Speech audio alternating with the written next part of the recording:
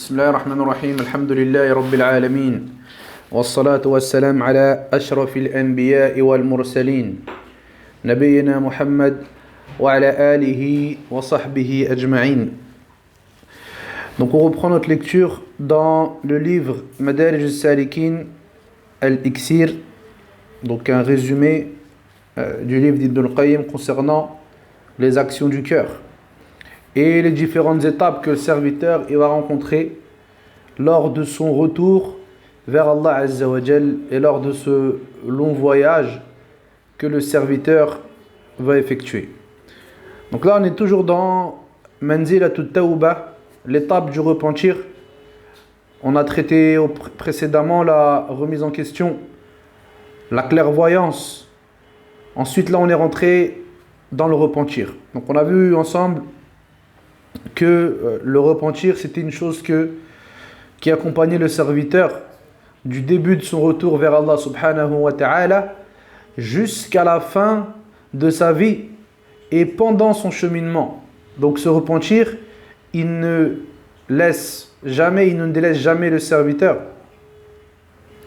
Donc on avait vu ensemble le fait qu'Allah Azza wa Jalla dit aux croyants Tubu ila Allahi jami'an ayyuhal mu'minun la'allakum tuflihun. Repentez-vous tous à Allah Jalla wa Ala, ô vous les croyants, afin que vous réussissiez. Donc on avait vu que ce verset-là il s'adressait aux muhajiroun, ceux qui sont partis de la Mecque et qui sont arrivés à Médine, qui ont connu les souffrances et qui ont fait beaucoup de sacrifices pour leur religion. Et bien malgré toutes leurs actions, malgré tout ce qu'ils ont fait, Allah Jalla wa Ala, il leur a ordonné de se repentir. Alors qu'est-ce que nous on devrait dire par rapport à eux, ainsi qu'avec nos actions petites et insignifiantes? Donc on a dit que cette étape elle serait plus ou moins longue, donc on poursuit. L'auteur il nous dit وَمِن مُوجِبَاتِ التَّوْبَةِ الصَّحِيحَةِ أَيْضًا. Donc il nous dit parmi les choses que le repentir véritable va entraîner كسرة خاصة تحصل للقلب لا يشبهها شيء ولا تكون لغير المذنب لا تحصل بجوع ولا رياضة ولا حب مجرد وإنما هي أمر وراء هذا كله تكسر القلب بين يدي الرب كسرة تامة قد أحاطت به من جميع جهاته. Donc là en gros il nous dit rahimahullah que les choses que ce repentir sincère va engendrer, c'est une cassure que le serviteur il va avoir dans son cœur dont rien ne lui est égal, et une cassure qui est propre au pécheur, qui est propre à celui qui a désobéi à Allah Azza wa Jal. Il nous dit c'est pas une cassure qui va venir avec le sport ou qui va venir avec la faim ou bien avec l'amour de quelque chose de mondain.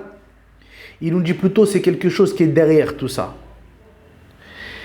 Il nous dit cette cassure, c'est le fait que le serviteur, il a le cœur qui s'effrite devant Allah Azza wa Jal et dont le cœur a été cerné par la grandeur de son Seigneur.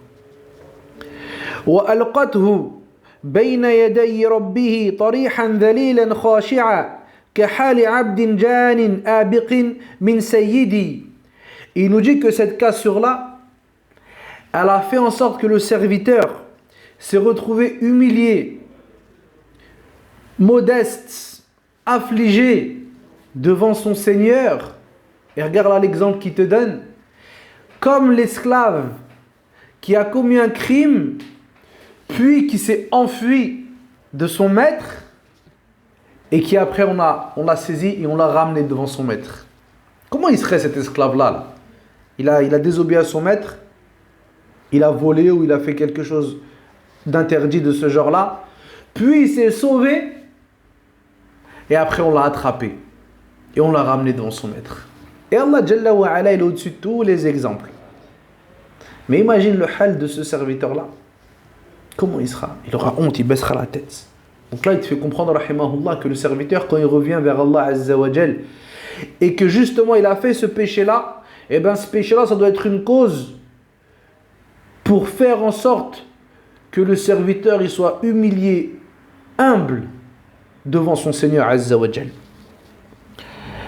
Puis il nous dit فأخذ وأحضر بين يدي ولم يجد من ينجيه من سطوته ولم يجد منه بدا ولا عنه غنى. Donc nous dit, on l'a pris, on l'a ramené devant son maître, et il ne trouve devant lui personne qui puisse l'aider, personne qui puisse le sauver, personne qui puisse lui venir en aide. ولا منه مهربا, aucune issue de secours. وعلم أن حياته وسعادته وفلاحه ونجاته في رضاه عنه. Et à ce moment-là, lorsqu'il a vu le serviteur que après cette tauba, il a compris que rien ni personne ne pourrait l'aider, personne ne pourrait venir à son secours, et bien là il a compris que ici le bonheur dans sa vie mondaine, la réussite, elle n'est autre que dans le fait de rechercher l'agrément de son Seigneur subhanahu wa ta'ala. Cette tauba lui a fait comprendre, une fois qu'il a pris conscience du péché et de l'erreur qu'il a commise en s'éloignant du chemin qu'Allah Azza wa Jalla a voulu, eh bien il a compris que la vraie réussite, celle qui dure, c'est celle qui est dans l'agrément d'Allah subhanahu wa ta'ala. Le fait que toi, tu as agréé Allah Azza wa Jalla ainsi que sa religion, et qu'après, bien sûr, par la suite, et avant tout que lui, il t'agrée Jalla wa ala. Puis il nous dit وقد علم إحاطة سيده بتفاصيل جنايته هذا مع حبه لسيده وشدة حاجته إليه. Il nous dit que ce serviteur, il a compris que son maître, Allah Azza wa Jal, il est au courant de tous les détails les plus précis qu'il a dans sa vie mondaine, et les précisions et les détails les plus pointilleux de tous ses crimes et de tous ses manquements. Il a pris conscience de cette chose-là, ce serviteur, et dit, attends, quoi que je fasse, mon Seigneur, il me voit, et il va me juger, et il va me demander des comptes par rapport à tout ça. Tout en aimant son maître. Parce qu'on a vu ensemble que le serviteur, il œuvre entre le khawf wa raja wa baynahuma al-hubb. Donc il est entre la crainte, la peur, et ce qui est entre les deux, c'est l'amour. Et plus l'amour sera complète, l'amour de son Seigneur, de son maître sera complète, alors plus ses actions seront complètes. Celui qui prétend aimer Allah Azza wa Jal, avoir la foi, sans œuvrer dans la sunna du prophète alayhi salatu wassalam, فَوَرَبِّ الْكَعْبَ إِنَّهُ كَذِبٌ إِنَّهُ كَذِبٌ وَإِنَّهُ كَاذِبٌ وَكَذَّابٌ. Celui qui prétend ça, c'est un menteur, il a certainement menti. Pourquoi? Parce qu'Allah Azza wa Jal dans le Coran, قُلْ إِن كُنْتُمْ تُحِبُّونَ اللَّهَ فَاتَّبِعُونِي يُحْبِبُكُمُ اللَّهُ وَيَغْفِرْ لَكُمْ ذُنُوبَكُمْ. Dis, si vous prétendez aimer Allah, alors suivez-moi. Allah il vous aimera et il pardonnera vos péchés. Comment ça? Tu te dévies du chemin d'Allah Azza wa Jal. Tu tombes dans les grands péchés de jour comme de nuit, comme cette nouvelle mode maintenant. Elles enlèvent leur voile et elles disent ça c'est un cheminement spirituel. Wallahi c'est du mensonge. وَزَيَّنَ لَهُمُ الشَّيْطَانُ أَعْمَالَهُمْ فَهُمْ لَا يَهْتَدُونَ. Et Shaitan il aura enjolivé leurs actions, et certes ceux-là ils ne seront pas bien guidés. Celui qui est bien guidé, c'est celui qui suit la sunna du prophète alayhi salatu wassalam. Celui qui aime vraiment Allah Azza wa Jal, c'est celui qui a suivi la sunna du prophète alayhi salatu wassalam. Pourquoi?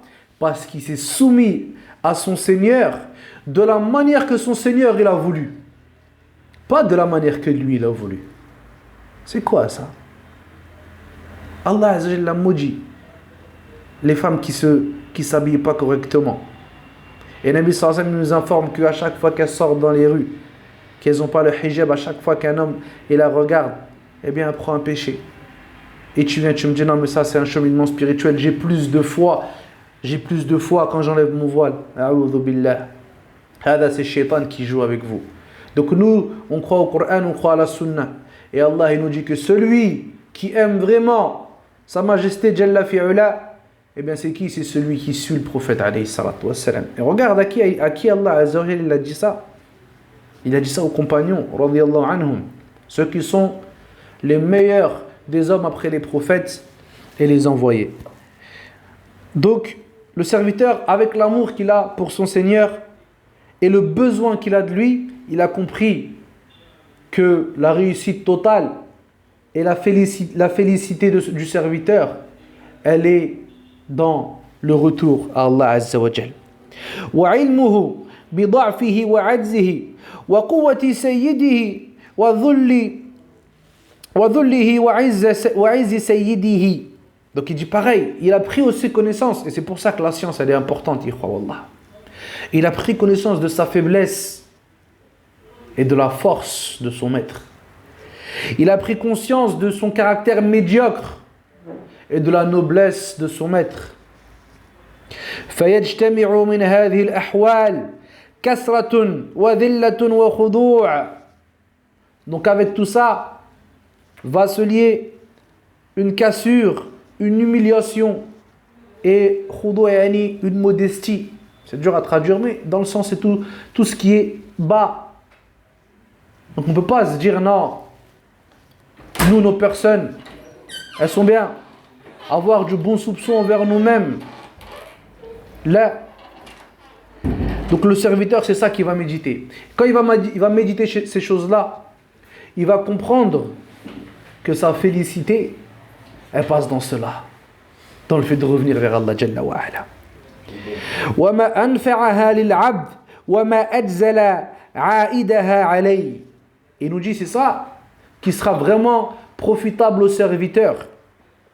وَمَا أَعْظَمَ جَبْرَهُ بِهَا وَمَا أَقْرَبَهُ بِهَا مِنْ سَيِّدِي فَلَيْسَ شَيْءٌ أَحَبَّ إِلَى سَيِّدِهِ مِنْ هَذِهِ الْكَسْرَةِ. Regarde Ibn al-Qayyim rahimahullah, il te dit que justement cette cassure, la cassure du pécheur, là on a compris le kasra en arabe, des fois c'est mieux de laisser en arabe, le kasra, cette cassure qu'il a ressentie dans son cœur après avoir désobéi à Allah Azza wa Jal, il nous dit quoi? Il nous dit qu'il n'y a pas une chose plus aimée auprès de sa majesté que cette cassure que le serviteur il a ressentie au fond de lui dans son cœur. Wal khudu' wal tadallul wal ikhbat wal intirah bayna yaday, le retour, al khushu', l'humiliation entre ses mains, walistilam lahu falillah na'am fallah falillah ma ahla qawlahu fi hadhihi al-hal. Donc là il nous dit qu'Allah Azza wa Jal il aime ces choses-là. Il aime que le serviteur il revienne comme ça. Et c'est pour ça que dans le hadith, si on ne ferait pas de péché, eh bien Allah Azza wa Jal nous aurait détruit, il aurait fait venir un autre peuple. Pourquoi? Afin qu'ils fassent des péchés, qu'ils se repentent et qu'Allah il puisse leur pardonner après. Allah, on va voir par la suite. Allah en plus, subhanallah ajib, en plus de te pardonner, de t'effacer le péché, il te dit quoi? Il te dit qu'il t'aime après ça. Yuhibbu at-tawwabin. Allah il aime ceux qui se repentent. Et il nous dit Azza wa Jal aussi concernant ceux qui se repentent que leurs mauvaises actions, on va les laisser comme ça. Non, on va les transformer en bonnes actions, ya Abdallah. Donc Ajib, comment on peut avoir un Seigneur comme ça et se diriger vers autre que lui? Taïb. Donc il nous dit à ce moment-là, lorsque le serviteur il ressent cette cassure, cette faiblesse, cette humiliation due à un péché qu'il a commis, eh bien il nous dit qu'est-ce que la parole du serviteur elle est belle lorsqu'il dit, là on va la dire en arabe, je vais traduire Inch'Allah, As'aluka bi'izzika wa dhulli laka illa rahimtani As'aluka biquwwatika wa da'fi bighinaka anni wa faqri ilayk. Donc là dans le sens, il dit je te demande par ta puissance et ma faiblesse, je te demande par ta force ainsi que, bon, dhulli, on va dire le premier, c'est plutôt par mon caractère humilié devant toi. Et là, da'fi, on va plutôt dire faiblesse. Wa bi ghinaka anni wa faqri ilayk, et je te demande par le besoin que j'ai envers toi et par le fait que toi t'as pas besoin de moi. Hadhihi nasiyati al-kadhibatu al-khati'atu bayna yadayk. Ça c'est ma part. Le nasiya, il dit, c'est ce qui est au bout de la tête. La partie de mon corps, une partie mensongère qui est entre tes mains. Abiduka siwaya kathir wa laysa li sayyidun siwak. Donc là il lui dit quoi? Des gens qui t'adorent en dehors de moi, il y en a plein, mais moi j'ai personne en dehors d'autre que toi. La malja'a wa la manja minka illa ilayk. On ne peut se sauver et il n'y a pas de secours de toi si ce n'est vers toi. Et si on veut se sauver de toi, c'est qu'on doit revenir vers toi. As'aluka mas'alatal miskin. Je te demande, Allah, la demande du pauvre. Wa abtalihu ilayka ibtihal al-khadi' al-dhalil. Et je reviens vers toi et je t'implore avec l'imploration du faible. Wa ad'uka du'a al-khaif ad-darir. Et je t'invoque avec la dua de celui qui est touché, celui qui a peur. Su'ala man khada'at laka raqabatuh. La question de celui pour qui, de celui dont la nuque ça a été inclinée pour toi. Wa raghima laka anfuhu wa fadat laka 'aynah wa dhalla laka qalbuh. Donc, il dit celui dont le nez a touché le sol pour toi, celui dont les yeux ont coulé pour toi, et celui à qui le cœur s'est humilié en pensant à toi. Subhanallah. Donc là, en gros, le serviteur, dans ce moment-là, lorsqu'il va revenir vers Allah Azza wa Jal, eh bien à ce moment-là, il va trouver et il va se retrouver dans une position qu'Allah il aime. Faut-il encore que le cœur suive ces paroles? ثم قال رحمه الله فهذا وأمثاله من آثار التوبة المقبولة فمن لم يجد ذلك في قلبه فليتهم توبته. Ah, c'est important ce qu'il dit ici. Il dit ça, là, ce qu'on cite, c'est les traces du vrai repentir. Celui qui ne trouve pas certaines de ces traces alors qu'il accuse son repentir, il y a un problème dans son repentir. وَلْيَرْجِعْ إِلَى تَصْحِيحِهَا فَمَا أَصْعَبَ التَّوْبَةَ الصَّحِيحَةَ بِالْحَقِيقَةِ. Donc celui-là qui le revoit sa tauba et qui la corrige, il nous dit, et qu'est-ce que c'est dur d'avoir un vrai repentir, un repentir véritable. وَمَا أَسْهَلَهَا بِاللِّسَانِ وَالدَّعَوَى. Et qu'est-ce que c'est facile avec la langue ainsi qu'avec les prétentions. وَمَا عَجَلَ الصَّادِقُ شَيْئًا أَشَقَّ عَلَيْهِ مِنْ تَوْبَةِ الصَّادِقَ الْخَالِصَةِ فَلَا حَوْلَ وَلَا قُوَّةَ إِلَّا بِاللَّهِ. Il nous dit que le serviteur, il n'a pas trouvé une chose plus dure à corriger que sa tauba, que le fait d'avoir une tauba pure pour Allah Jalla wa Ala. Vous avez vu là les trucs qu'on a lus avant, c'est qui trouve tout ça? C'est qui que lorsqu'il a fait un péché, il sent que sa poitrine elle est serrée. À titre d'exemple, tu as vu des fois quand tu as un truc dans ta vie de tous les jours et que ça t'occupe vraiment, tu as vraiment une grosse galère qui vient de tomber, des fois tu auras du mal à manger. Tu as du mal à trouver l'appétit. Par exemple, la maman elle est à l'hôpital, ou bien le petit il est à l'hôpital. C'est grave, on ne sait pas ce qui va se passer. Tu ne vas pas manger comme un... C'est rare, à part en général, la personne elle aura du mal à manger. Est-ce que nous, on a déjà fait un péché et ce péché-là, il nous a coupé l'appétit, par exemple? Tu as dit, subhanallah, j'ai désobéi à Allah Azza wa Jal. Comment je peux me remplir la panse alors que je suis là, j'ai désobéi à mon Seigneur? Et tu sais, tu ressens cette cassure au fond de toi. Ça, c'est des vraies questions, wallah. Donc il nous dit c'est ça, la chose, la tauba véridique, c'est ça qui est dur pour le serviteur véridique, c'est ça qui est dur à retrouver, à rechercher. وأكثر الناس متبرئين عن الكبائر الحسية والقاذورات في كبائر مثلها أو أعظم منها أو دونها. Donc là, il nous dit une chose, Ibn Qayyim, bon ça je pense qu'à son époque, je ne sais pas si ça marche encore aujourd'hui, il dit que la plupart des gens, ils sont exempts des grands péchés apparents. Mais ils peuvent tomber dans des péchés qui sont plus grands que cela, ou bien comme eux, ou bien en dessous d'eux, mais ils ne s'en rendent pas compte. لا يخطر بقلوبهم أنها ذنوب ليتوبوا منها. Donc eux, ils vont même pas vont même pas faire attention à ces péchés-là, et pour eux, ils vont même pas faire attention, ils vont même pas se dire ça c'est des péchés, ça demande à repentir, et ils vont même pas se repentir de ces péchés-là. Et هذا c'est من تلاعب الشيطان بالعبد. C'est lorsque le shaitan il joue avec le abd, il joue avec le serviteur, parce que lui il veut te faire croire qu'il n'est pas là, pour que tu prennes pas garde à lui. C'est pour ça qu'Allah il dit quoi?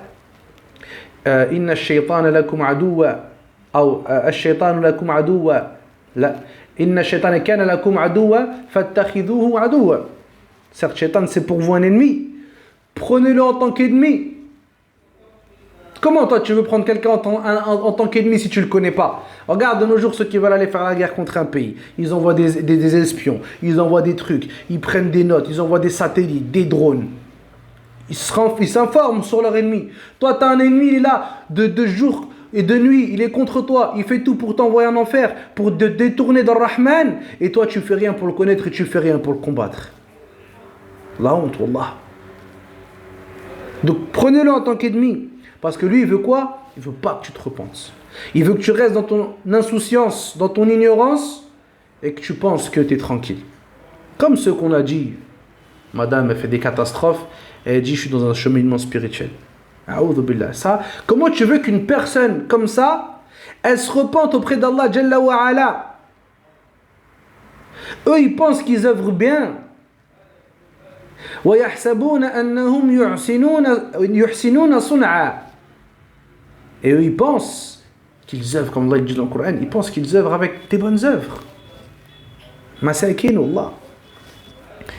Donc ça, là, il nous parle de quoi? Ibn al-Qayyim, quand il dit ça ici, il dit que ces choses-là qui sont cachées, que le serviteur, il n'y prête pas attention. Il te parle ici des maladies du cœur, ya Abdallah. Il parle des maladies du cœur qui ne sont pas perceptibles, des fois, tu vois. Le fait de se sentir meilleur que les autres. Le fait de vouloir satisfaire les gens avec des actions par lesquelles on se rapproche d'Allah Azza wa Jal. Ça peut être grave, plus grave que les grands péchés, et des fois nous on n'y prête pas attention. Wallahu musta'an.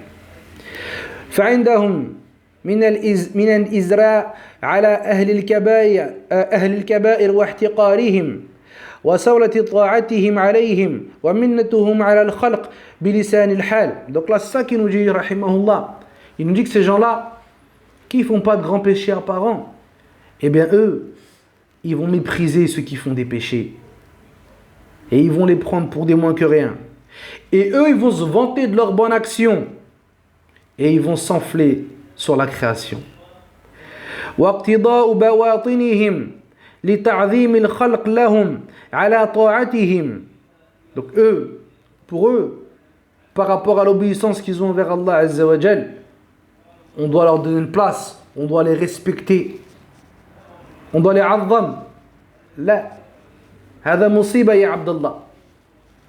Celui qui a ça dans son cœur, wallah, qui demande à Allah Azza wa Jal al-shifa, la guérison, parce que wallah, il a une grande maladie dans le cœur, qu'Allah Azza wa Jal nous en préserve. واقتضاء لا يخفى على أحد غيرهم وتوابع ذلك ما هو أبغض إلى الله تعالى وأبعد لهم عن بابه من كبائر أولئك. Donc justement, le fait qu'il y a ces maladies dans ces cœurs-là, le fait qu'il y a ces catastrophes dans ces cœurs-là, qui se sentent au-dessus des autres, et qui ressentent que les autres doivent limite les immensifier par rapport à l'obéissance qu'ils ont envers Allah Azza wa Jal, et bien il nous dit qu'est-ce que celui-là, et qu'est-ce que ces actions-là sont détestées auprès d'Allah subhanahu wa ta'ala, et qu'est-ce qu'elles sont loin, et qu'est-ce que la porte de la tawbah est loin pour eux, et qu'est-ce que eux ils sont loin d'Allah Azza wa Jal. Il nous dit quoi? Il dit, et ceux-là ils sont encore pires et plus éloignés que ceux qui tombent dans les grands péchés. Et là il va nous dire un vrai truc. Bon, il nous dit que des vrais trucs, mais mashallah là c'est vraiment un moufid. فَإِن تَدَارَكَ اللَّهُ أَحَدَهُمْ بِقَاذُرَاتٍ أَوْ كَبِيرَةٍ يُوقِعُهُ فِيهَا لِيَكْسِرَ بِهَا نَفْسَهُ أو ويعرفه بها قدره ويذله بها ويخرج بها صولة الطاعة من قلبه فهي في حقه رحمة. Donc regarde, il te dit quoi? Il dit le premier type de ceux qu'on a parlé, ceux qui n'ont pas beaucoup de mauvaises actions en apparent, mais qui ont des catastrophes dans le cœur. Il nous dit quoi? Il nous dit cela, si Allah Azza wa Jal, il les fait tomber dans des grands péchés apparents, et que par ce grand péché-là, eh bien, il casse son œuf, et son cœur se brise par rapport à cette désobéissance-là, et qu'il prend connaissance de la faiblesse de sa petite personne, et qu'il s'humilie par cela, et qu'il arrête de se vanter de ses bonnes actions, eh bien, il nous dit alors dans ce cas-là, lui, cette désobéissance, c'est une rahma pour lui. C'est une rahma pour lui. Pourquoi? Parce que lui, il a pris conscience de sa personne.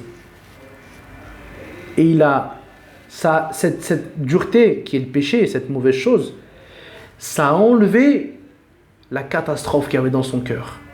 Comme des fois, comme ils disent en arabe, le kay, des fois, quand tu as une blessure ou quelque chose qui est mauvais, si on ne peut plus rien faire, eh bien on va la brûler. Le mal par le mal, entre guillemets. Eh bien lui, cette désobéissance qui est un mal, eh bien elle aura brûlé ces maladies du cœur, qui sont l'autosatisfaction, l'orgueil et toutes ces catastrophes. Puis il nous dit pareil pour l'autre. كما أنه إذا تدارك أصحاب الكبائر بتوبة نصوح وإقبال بقلوبهم إليه فهو رحمة في حقهم. Il nous dit quoi? Et pareil, celui qui est dans les grands péchés, si lui, Allah Azza wa Jalla lui fait grâce de lui faire atteindre un repentir sincère et qu'après il revient avec son cœur vers Allah Jalla wa Ala, alors pour lui aussi c'est une rahma. Après il nous dit quoi? Wa illa fakilahuma ala khatar. Regarde là, il nous dit quoi? Mais sinon, en dehors de cela, alors les deux types qu'on vient de citer, ils sont dans quelque chose de très dangereux. Celui qui n'a pas beaucoup d'actions, qui a beaucoup de grands péchés et qui n'a pas beaucoup d'actions, lui il est dans quelque chose de dangereux. Et l'autre qui fait les obéissances et qui obéit à Allah Azza wa Jal mais qui a des maladies dans le cœur, et bien Ibn al-Qayyim il nous les a mis les deux dans la même catégorie. Il nous a dit les deux là, ils sont dans quelque chose de très dangereux. Peut-être l'autre avec un péché, il va revenir vers Allah Azza wa Jal, ça va lui casser son cœur, il va prendre conscience que c'est quelqu'un de faible. Et peut-être que l'autre aussi, il va faire une tawbah. Et cette tawbah, ça va être la cause d'un retour fulgurant vers Allah Azza wa Jal. Et ce sera pour lui une rahma. Nas'Allah Azza wa Jal min fadli. Ensuite l'auteur il poursuit, il nous dit Ta'ammulat صاحب البصيرة إذا أذنب. Donc là, on va appeler ça un sous-chapitre. Dans le chapitre, il nous fait un petit chapitre concernant certaines méditations que le serviteur qui médite, qui est clairvoyant, rencontre lorsqu'il fait un péché. Donc là, il nous dit اعلم أن صاحب البصيرة إذا صدرت منه الخطيئة فله نظر إلى 5 أمور. Donc il nous dit sache que صاحب البصيرة, celui qui a un peu de clairvoyance, c'est relou à traduire parce que normalement c'est des trucs qui s'expliquent en fait, ça c'est pas un truc qui se traduit. Donc il nous dit, celui-là qui a de la clairvoyance, qui regarde, qui voit clair dans sa propre personne et qui voit clair vers son Seigneur. Il nous dit que lorsqu'il fait une erreur, eh bien, il regarde vers 5 choses. Et là, il va nous expliquer ces 5 choses, rahimahullah. أحدها أن ينظر إلى الوعد والوعيد فيحدث له ذلك خوفا وخشية يحمله على التوبة. Donc il dit la première des choses, quand ils font un péché, cela, eh bien ils regardent faire la promesse d'Allah Azza wa Jal du paradis, ainsi que vers sa grande menace de l'enfer. Et il nous dit que ce regard qu'il aura vers ces choses-là, ça va faire sortir du serviteur une peur, une crainte qui va l'emmener vers le repentir. Donc ça, c'est la première des choses. الثاني أن ينظر إلى أمر الله تعالى له ونهيه فيحدث له ذلك الاعتراف بكونها خطيئة والإقرار على نفسه بالذنب. Regardez Ibn al-Qayyim comment il est précis. C'est ce qu'on disait il y a 2 secondes. Il dit la deuxième chose, le serviteur qui voit clair, eh bien lui il va regarder les ordres d'Allah Azza wa Jal, ce qu'il lui a ordonné. Il va regarder ses interdits. À partir de ce moment-là, il va reconnaître que ses actions étaient mauvaises. Et il va affirmer à son nefs que ses actions étaient déviances et péchés. Donc ça c'est important. Pourquoi ici, c'est ce qu'on a dit juste avant, parce que si toi tu n'as pas conscience que ça c'est des choses qu'Allah Azza wa Jal il a ordonné, et ça c'est des choses qu'il a interdit. Les ulama ils ont écrit des livres, les frères, mashallah, dans tous les domaines. Et un domaine qui est important, qu'on appelle At-Taslim, Linnas al-Shar'i. Il y a un livre comme ça, franchement il est magnifique. On l'a ici, on lit un petit peu de temps en temps, et franchement ça te fait comprendre beaucoup de choses. Qu'il y a des choses qui vont venir dans la vie de tous les jours, qui vont être un rempart entre toi et la soumission à la révélation, au Coran et à la Sunna.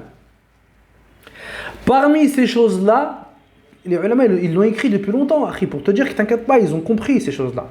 Parmi ces choses-là, c'est quoi? Non mais akhi, il y a khilaf. Ouais, d'accord, il y a khilaf. Mais c'est pas toute divergence qui est acceptable. Et des fois, dans ta vie de tous les jours, toi, tu as besoin de prendre ce qui est le plus proche, de prendre ce qui est le plus sûr. D'accord? Je sais pas, j'ai pas envie de te donner d'exemple. Après, bon, nous, on doit être pur, franc. C'est pour ça que nasiha en arabe, c'est la franchise. Ils disent le conseil, c'est pas le conseil, c'est la franchise. Pourquoi c'est quoi? Lillah. Tu vas conseiller Allah? Non, tu dois être franc envers Allah Azza wa Jal. Sincère dans ta démarche. Sachant que lui, il connaît ce sara'ir. Il connaît les secrets. Donc ici, connaître les ordres d'Allah ainsi que ses interdits, pour pouvoir reconnaître ça. C'est pas tu dis, non mais ça c'est pas grave. Non mais je vis chez les kuffars et je fais... Et c'est bon, c'est pas grave. Attends, de toute façon tous les pays musulmans ils sont éclatés, c'est pas grave. Wesh. Non mais il y a un cheikh, il a dit, hey cheikh hada, tu sors ça d'où, akhi? Tu sors ça d'où? On entend des musulmans qui mettent maintenant leurs enfants dans les écoles chrétiennes. Ah, subhanallah. À ce point-là, yani. À ce point-là, la religion, c'est devenu un truc secondaire chez nous. Et on va se dire, non, mais c'est pas grave. Et on va... Oh, ça, c'est quoi? On t'a ramené un truc pour t'empêcher de te soumettre ici. Allah Azza te dit quoi? Ardullahi wasi'a. Sa terre, elle est large. Fatuhajiru fiha. Et tu pars dans une autre terre. Et Ibrahim, il a dit quoi? Wa qala inni dhahibun ila rabbi sayahdin. Moi, je pars auprès de mon Seigneur, il va me guider. Je pars auprès de mon Seigneur, je me sépare des kuffars par le cœur ainsi que par le corps. Bref, donc, on doit, nous, voilà, comme il dit ici, que tu reconnaisses que tu as des fautes, tu as des manquements, et que les ordres d'Allah Azza wa Jal, c'est ça. Maintenant, ne va pas mettre un voile entre toi et cette reconnaissance que tu auras parmi toutes ces choses. Il y a plein de choses. Là, on a cité la divergence. Il y a plein de choses. On va dire, ah non, mais ça. Ou bien ils disent quoi? Non, mais ça c'était avant. Non, ça c'était avant. Ça c'était avant, frère. Quel c'était avant, frère? Si on creuse un peu dans ton c'était avant, là, on peut faire sortir des trucs de fou, frère.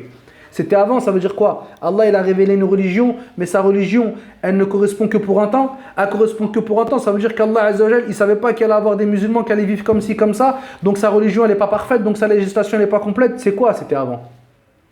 Tu vois ce que je veux dire ou pas? Donc ici, le musulman, il doit apprendre.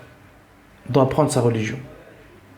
Et là, on comprend ici que reconnaître ses erreurs, ainsi que ses manquements, c'est ça, les alamat de Sahib al-Basira. C'est ça le signe de celui qui a de la clairvoyance. Wafouzi.